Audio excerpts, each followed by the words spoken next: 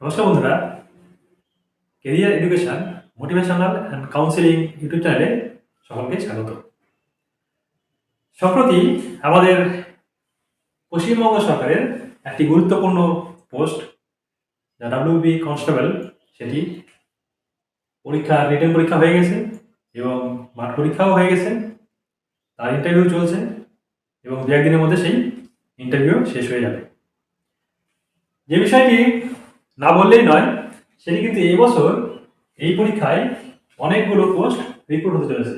প্রায় 10,255 পোস্ট ছিল, এর সঙ্গে কিছু অ্যাড হয়তো হবে। তার মধ্যে ভ্যাকান্সি ছিল, আমাদের যখন বেরিয়েছিল এটি ভ্যাকান্সি ছিল ছেলেদের ক্ষেত্রে 7,228টি এবং মেয়েদের ক্ষেত্রে 3,027টি। তো সেই পরীক্ষায় যতটা এক্সপেক্ট ছিল আমাদের, সেই রকমই রিটেনে কাট অফ এসছে। সেই রিটেন কাট অফে কি ছিল না, মেল ফিমেল উভয়ই এবং ইডাব্লিউএস ইসি আদার্স ক্যান্ডিডেট সব বিভাগেই ছিল। জেনারেল ছিল, এসসি ছিল, এসপি ছিল, ওবিসি ওবিসিবি, এইভাবে বিভিন্নভাবে ভাগ ছিল এবং সেখানে কাট অফটাও বিভিন্ন রকম আলাদা আলাদা চলে এসছে। এখন সব থেকে গুরুত্বপূর্ণ যে বিষয়টি হলো, আমাদের ইন্টারভিউ চলছে আর দু একদিনের মধ্যে শেষ হয়ে যাবে। যাদের ইন্টারভিউ হয়ে গেছে তাদের সবারই একটাই চিন্তা যে এবার ফাইনাল বা মেরিট কাট অফ কত আসবে। হ্যাঁ, এবং এবার কিন্তু একটা সবথেকে বড় সুযোগ।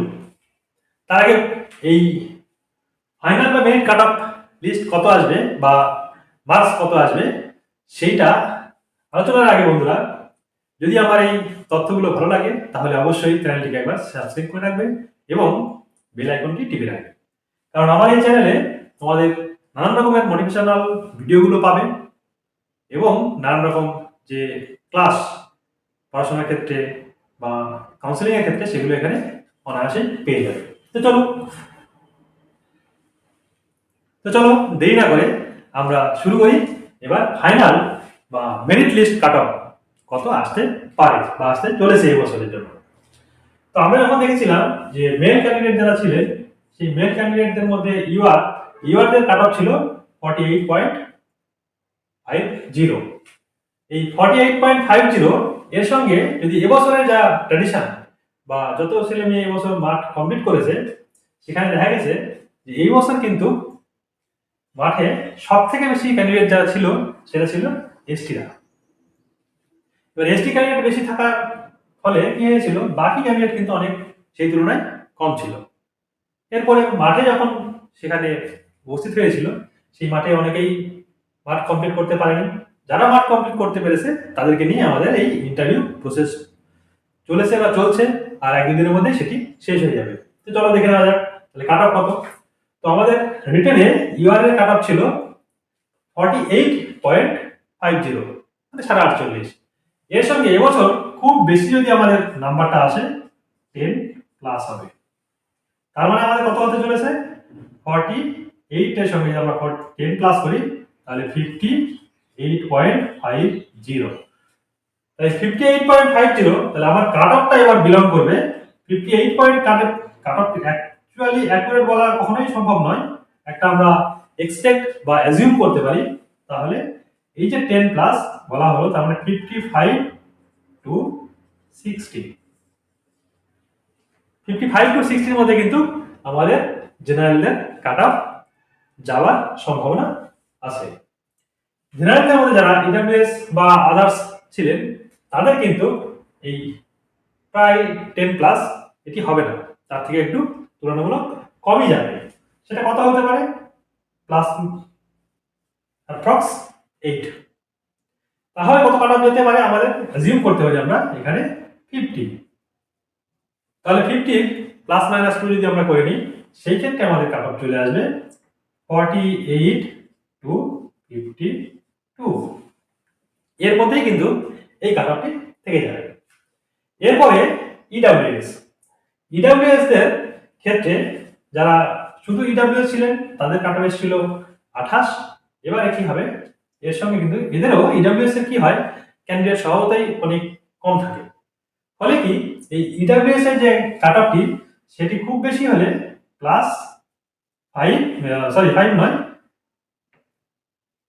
7, অ্যারাউন্ড +7 এর মতো থাকতে পারে।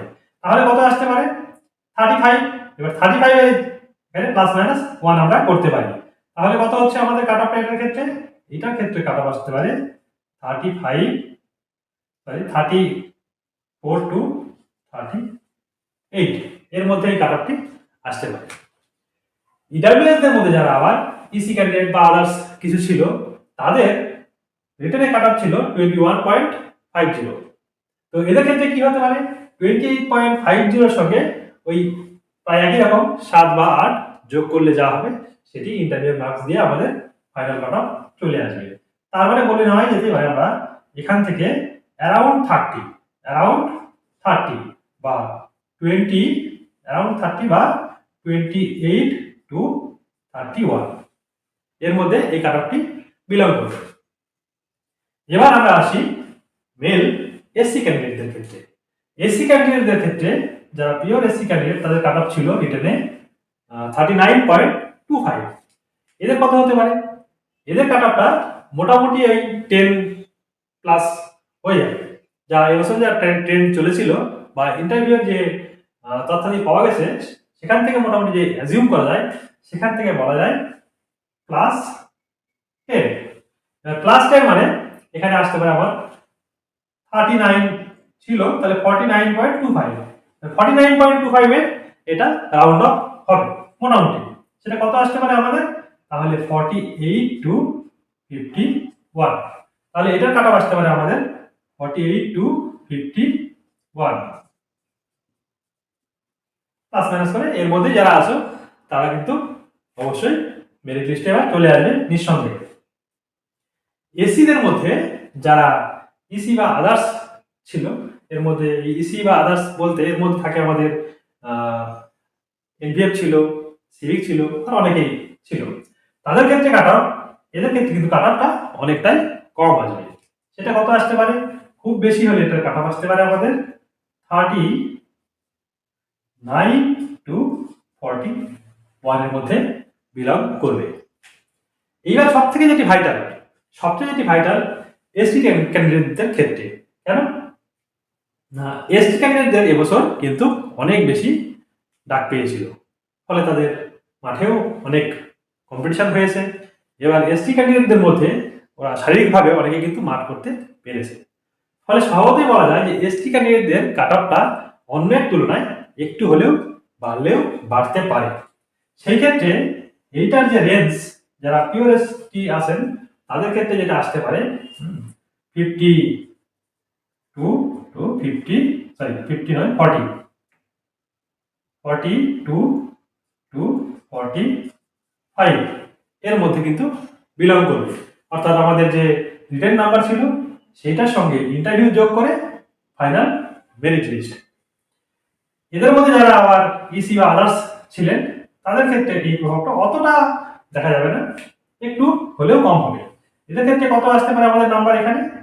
32 টু 35। এই বছর লক্ষণীয় বিষয় ওবিসি এ এবং ওবিসি বি। বিগত কয়েক বছরে যদি আমরা লক্ষ্য করি তাহলে দেখতে পাবো ওবিসি এ এবং বি এই কাট অফটি প্রায় জেনারেলদের সঙ্গে সমান সমান হতো। কিন্তু হ্যাঁ বন্ধুরা, এবছর কিন্তু সেই কাট অফটি জেনারেলদের থেকে অনেকটা কম এসছে। ফলে যদি এবছর ওবিসি এ বি নিয়ে একটা আমাদের কনফিউশন ছিল, নানান রকমের যে সরকারি জটিলতা ছিল, সেখান থেকে অনেকেই হয়তো ওবিসি এ বা বি করে অ্যাপ্লাই করেনি, অনেকে জেনারেল হয়ে অ্যাপ্লাই করেছিল। যাই হোক, তারপরেও যারা অ্যাপ্লাই করেছে ফলে কি হয়েছে, কাট অফটাকে জেনারেল থেকে 48.5 সেখান থেকে এক ধাক্কায় 41.5 মানে 7 নাম্বার কমে যায়। এটা আমরা এরাই কিন্তু সেই অর্থে দেখতে পাই না। তো যাই হোক, যারা এবছর ওবিসি এ বা বি ক্যান্ডিডেট আছেন তাদের ভাগ্য বলতে হবে সুপ্রসন্ন। তো এদের ক্ষেত্রে কাট অফটা কত আসতে পারে? এদের ক্ষেত্রে কাট অফটা আসতে পারে ওবিসি এ যারা পিওর ছিলেন তাদের ক্ষেত্রে 50 টু 52 এর মধ্যেই থাকবে। আর যারা ইসি বা আদার্স ছিলেন তাদের ক্ষেত্রে একটু এই রেশিও থেকে একটু রেশিও কম হওয়ারই সম্ভাবনা আছে। এটা কত হতে পারে? এটার ক্ষেত্রে হতে পারে আমাদের 42 টু 45 এই কাট অফটি বিলং করবে। হ্যাঁ, ওবিসি বি দেখো ওবিসি বির ক্ষেত্রে যেটা হয়েছে, ওবিসি এর চাইতে কিন্তু কাটা একটু হলেও কম এসছে। জেনারেলি এটা হয়েই থাকে না, একটু হলে বেশি হয়। সেখানে এবছর ওবিসি বির ক্ষেত্রে কাটারটা একটু কমই এসছে। এখানে 41.50, এখানে 41.25। তো যাই হোক, ইন্টারভিউর ক্ষেত্রে দেখা যাবে সহজে যেটা দেখা যায় যে ওবিসি বির ক্ষেত্রে কিন্তু ওবিসি এর থেকে একটু হলেও বেশি নাম্বার ওরা পেয়ে থাকে বা পায়। তো সেই ক্ষেত্রে যেভাবে হয়, এদের কাট অফ কত আসতে পারে, এদের কাট অফ অ্যাজিউম করা যেতে পারে যে 51 টু, সরি এখানে লেখাটা 51 টু 55 এর মধ্যে বিলং করবে।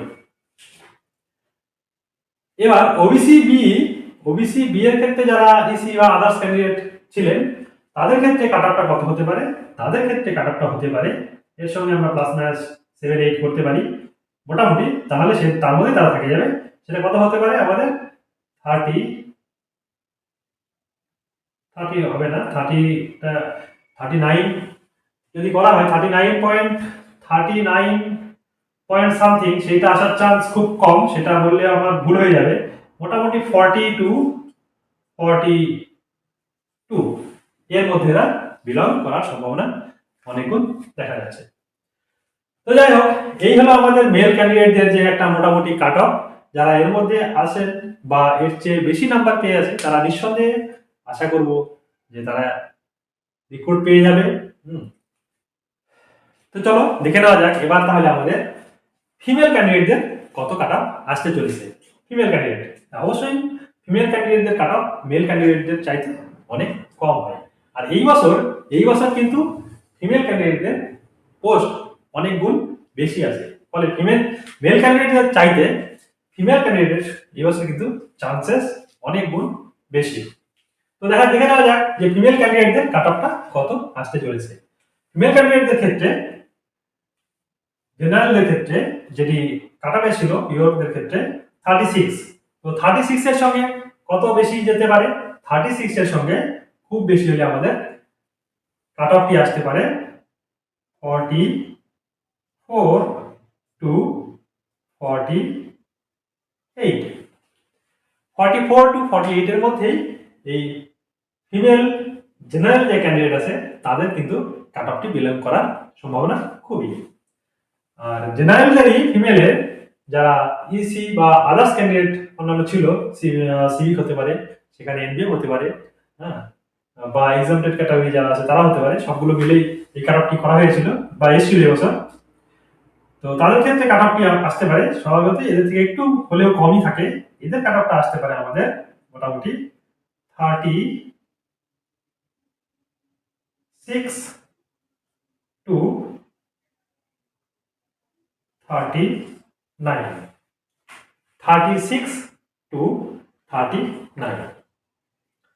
সব থেকে লক্ষণীয় বিষয়, এবছর যতগুলো ক্যান্ডিডেট পরীক্ষা দিয়েছিলেন তার মধ্যে সব থেকে কাট অফ কম এসেছিল এই ইডাব্লিউএস ফিমেল ক্যান্ডিডেটদের।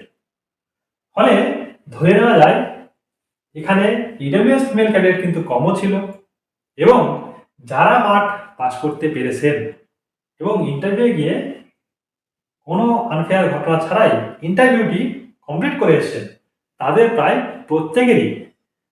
প্রায় প্রত্যেকেরই কিন্তু চাকরিটি এবার হয়ে যাওয়ার সম্ভাবনা, যদি কোনো আনফেয়ার ঘটনা তার সঙ্গে না ঘটে থাকে। সুতরাং এইটির যে কাট অফ সেটি কিন্তু এবছর বলেই নেওয়া যায় যা ভ্যাকান্সি ছিল সেই অনুপাতে এবার মাঠ কমপ্লিট সেইভাবে করতে পারেনি। ফলে এদের যারাই ইন্টারভিউ উপস্থিত হয়েছিলেন বা হচ্ছেন তারা কিন্তু এটি অ্যাচিভ করার সম্ভাবনা। তারপরেও যে নাম্বারটি আমাদেরকে মিনিমাম পেতে হয়, মিনিমাম পাওয়ার পরে এখানে হয়তো কাট অফটি আমাদের আসতে পারে, সেটা কত আসতে পারে না, আমাদের 12 ছিল, 12 এর সঙ্গে যদি আমরা প্লাস মাইনাস 8 করি তাহলে আমাদের নাম্বার 20 হয়। সেখানে 20 না হয়ে এটা নাম্বার 19 টু 22 এর মধ্যে বিলং করতে পারে। আর আদার্সদের নাম্বারটি বিলং করতে পারে আমাদের 16 টু 18। তো আবার বলছি, এখানে যারা পরীক্ষা দিয়েছিলেন বা এখনো যারা ইন্টারভিউ দেওয়ার জন্য প্রস্তুতি নিচ্ছেন, যে দু একজনের এখনো ইন্টারভিউ বাকি আছে, তাদেরকে অবশ্যই বলবো প্রপারলি ইন্টারভিউ দিন এবং গিয়ে কোনো আনফেয়ার ঘটনা যাতে নিজের সঙ্গে না ঘটে সেই চেষ্টা করবে। অবশ্যই নিজের বিহেভিয়ারটা বা কথা বলার ধরন সেগুলো পোলাইটলি রাখবেন, তাহলে এই ইসি ফিমেল ক্যান্ডিডেটদের চাকরি পাওয়ার সম্ভাবনা কিন্তু প্রবল। এবারে এসসি ফিমেল ক্যান্ডিডেটদের রিটেনে কাট অফ ছিল 26.25। এই 26.25 এর সঙ্গে মোটামুটি আমরা যদি প্লাস মাইনাস 8-9 করতে পারি তাহলে যে কাট অফটি হয় সেই রকমই আবার আসার সম্ভাবনা আছে। তো কত আসতে পারে এখানে আমাদের 35 to 40, আর এই ক্ষেত্রে কত আসতে পারে? এই ক্ষেত্রে আমাদের আসতে পারে 28 to 30, 28 to 30 এর মধ্যে বিলং করবে। এসটি ক্যান্ডিডেট, দেখুন এইখানে একটা বিশেষ লক্ষণীয় বিষয়, এবছর আমি একটু আগেই বললাম ছেলেদের ক্ষেত্রেও যেরকম এসটি ক্যান্ডিডেট বেশ ভালো ছিল, মেয়েদের ক্ষেত্রে কিন্তু এসটি ক্যান্ডিডেট আরো অনেক গুণ ভালো ছিল। ফলে এসসির চাইতে এসটি ফিমেল ক্যান্ডিডেটদের কাট অফটা অনেক বেশি চলে এসেছে।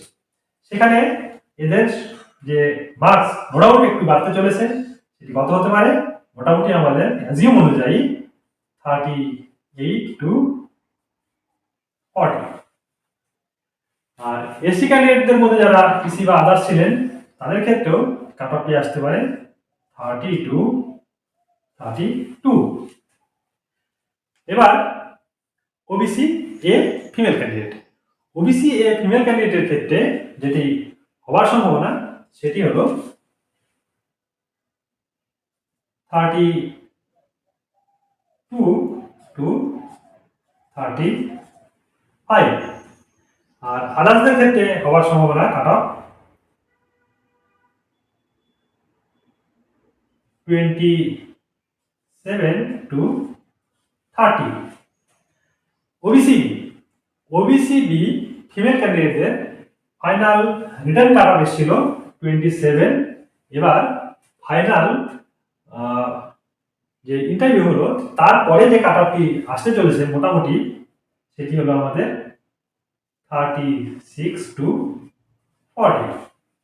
এবং ওবিসি বি আদার্স বা এসি বা এমবিএ বা সিভিক যারা ছিলেন তাদের মধ্যে যেটি আসতে পারে এবছর সেটি 30 to 32।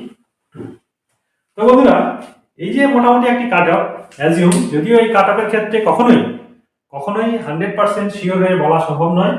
যতজন পরীক্ষা দেন এবং তারপরে সেই রিটেন পরীক্ষার পরে আমাদের যে মাঠের ব্যাপারটি আসে সেখানে কিন্তু অনেক ক্যান্ডিডেটই বাদ চলে যায়।